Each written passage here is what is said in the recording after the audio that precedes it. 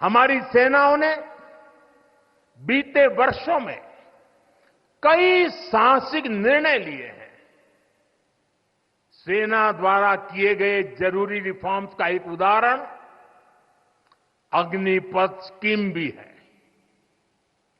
दशकों तक संसद से लेकर अनेक कमेटी तक में सेनाओं को युवा बनाने पर चर्चाएं होती रही है। भारत के सैनिकों की औसत आयु, एवरेज एज, ग्लोबल एवरेज से ज्यादा होना, ये हम सबकी चिंता बढ़ाता रहा है।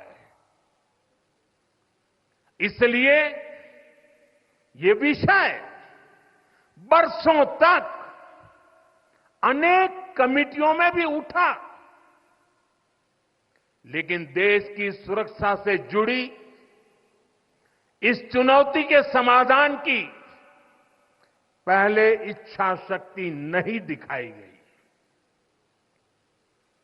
शायद कुछ लोगों की मानसिकता ही ऐसी थी कि सेना मतलब नेताओं को सलाम करना, परेड करना। हमारे लिए सेना मतलब 140 करोड़ देशवासियों की आस्था। हमारे लिए सेना मतलब 140 करोड़ देशवासियों की शांति की गारंटी। हमारे लिए सेना मतलब देश की सीमाओं को सुरक्षा की गारंटी। अग्निपथ योजना के जरिए देश ने इस महत्वपूर्ण सपने को एड्रेस किया है। अग्निपथ का लक्ष्य सेनाओं को युवा बनाना है। अग्निपथ का लक्ष्य सेनाओं को युद्ध के लिए निरंतर योग्य बनाए रखना है। दुर्भाग्य से राष्ट्रीय सुरक्षा से जुड़े इतने संवेदनशील विषय को कुछ लोगों ने राजनीति का विषय बना दिया है। कुछ लोग सेना के इस रिफॉर्म पर भी अपने व्यक्तिगत स्वार्थ में झूठ की राजनीति कर रहे हैं। ये वही लोग हैं जिन्होंने सेनाओं में हजारों करोड़ के घोटाले करके हमारी सेनाओं को कमजोर किया। ये अब वही लोग हैं जो चाहते थे कि एयरफोर्स को कभी आधुनिक फाइटर जेट न मिल पाए। ये वही लोग हैं जिन्होंने तेजस फाइटर प्लेन को भी डिब्बे में बंद करने की तैयारी कर ली थी। साथियों, सच्चाई ये है कि अग्निपथ योजना से देश की ताकत बढ़ेगी और देश का सामर्थ्यवान युवा भी मातृभूमि की सेवा के लिए आगे आएगा। प्राइवेट सेक्टर और पैरामिलिट्री फोर्सेस में भी अग्निवीरों को प्राथमिकता देने की घोषणाएं की है। मैं तो हैरान हूं, कुछ लोगों की समझ को क्या हुआ है, उनकी सोच को क्या हो चुका है। ऐसा भ्रम फैला रहे हैं कि सरकार पेंशन के पैसे बचाने के लिए ये योजना लेकर आई है। मैं जरा ऐसे लोगों की सोच से शर्म आती है, लेकिन मैं ऐसे लोगों से पूछना चाहता हूं, जरा कोई मुझे बताए, आज मोदी के शासनकाल में जो भर्ती होगा, क्या आज ही उसको पेंशन देना है क्या? उसको पेंशन देने की नौबत 30 साल के बाद आएगी और तब तो मोदी 105 साल का हुआ होगा और तब न भी मोदी की सरकार होगी। क्या मोदी जब 105 साल का होगा, 30 साल के बाद जो पेंशन बचेगा उसके लिए मोदी ऐसा राजनीतिक है जो आज गाली खाएगा? क्या तर्क दे रहे हैं? लेकिन साथियों, मेरे लिए दल नहीं, देश सर्वोपरि है।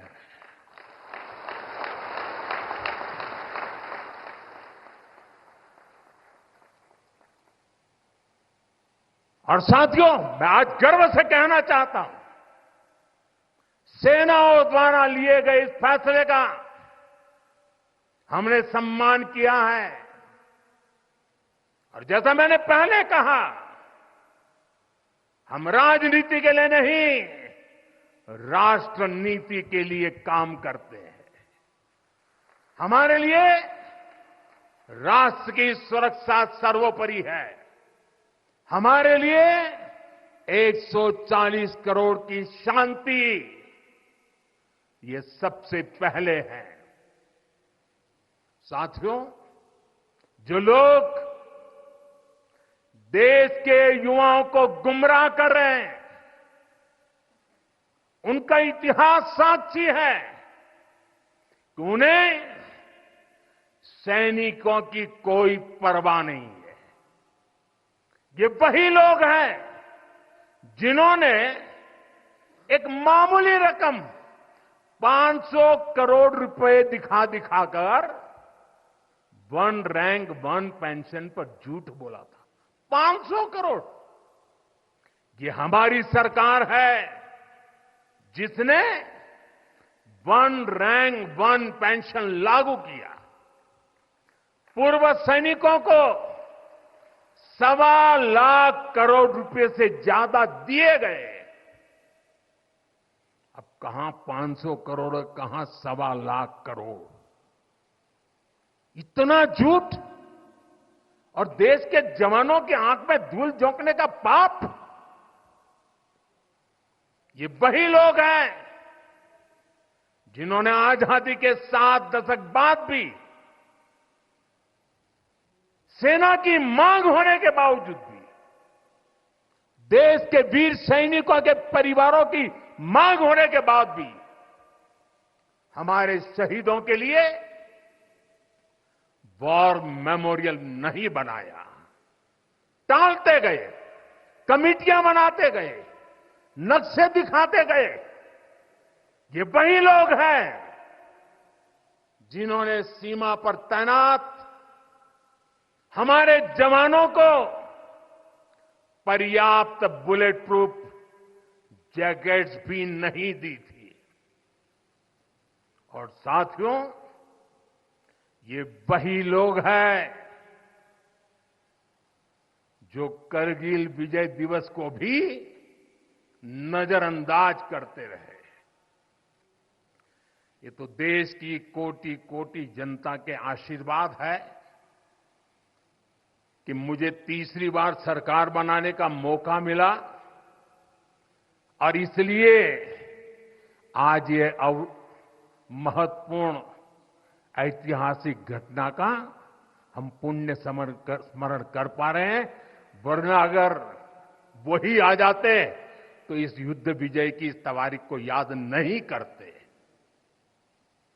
साथियों, कारगिल की विजय ये किसी सरकार की विजय नहीं थी।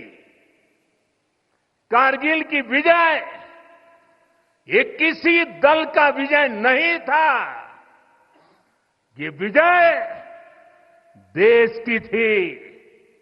ये विजय देश की विरासत है। ये देश के गर्व और स्वाभिमान का पर्व है। मैं एक बार फिर 140 करोड़ देशवासियों की तरफ से मेरे वीर जवानों को श्रद्धापूर्वक नमन करता हूं। सभी देशवासियों को पुनः एक बार कारगिल विजय के 25 वर्ष की शुभकामनाएं देता हूं। मेरे साथ बोलिए, भारत माता की। ये भारत माता की जय मेरे उन वीर शहीदों के लिए है, मेरे वीर भारत मां के वीर सपूतों के लिए है। भारत माता की, भारत माता की, भारत माता की। बहुत बहुत धन्यवाद।